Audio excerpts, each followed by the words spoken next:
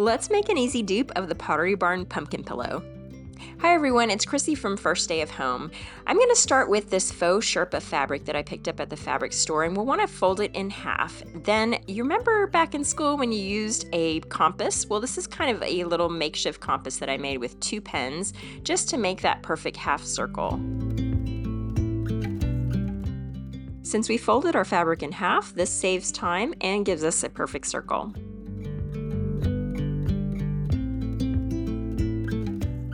I picked up this upholstery needle so I can thread this thick yarn that I got at the craft store. I'm going to link all of the supplies and the quantity of fabric that you'll need down in the description box. We're going to start with a gathering stitch about a 1/2 inch from the edge of the circle, and you'll just continue around, leaving a gap in between the stitches. You might want to practice 1 or 2 stitches before you're able to go multiple stitches at a time like you see here.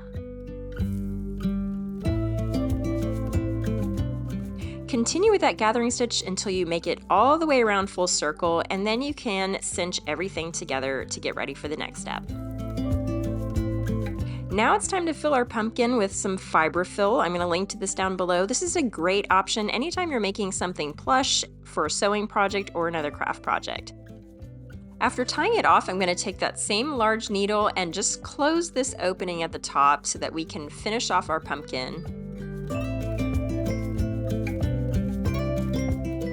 There are 2 different ways you can create your pumpkin segments. One is just taking a piece of yarn and wrapping it around the entire pumpkin, crossing it underneath, and then doing that until you have 6 unique segments. This is a really quick and easy way to do this, but I don't think it looks quite as nice as the second method.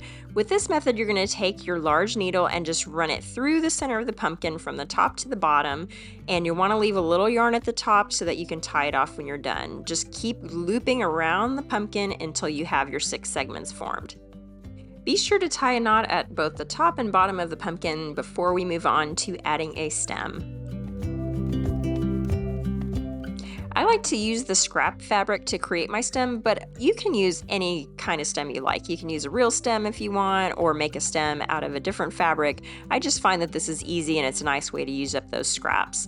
So I rolled up my fabric here, and I'm just wrapping some of the same yarn we used to create the segments to kind of form a rustic looking stem. I like using Gorilla Glue to attach my stems. It seems to hold pretty well. I went ahead and made a few different colors, and I love the way these look in my living room. I hope you enjoy making some too.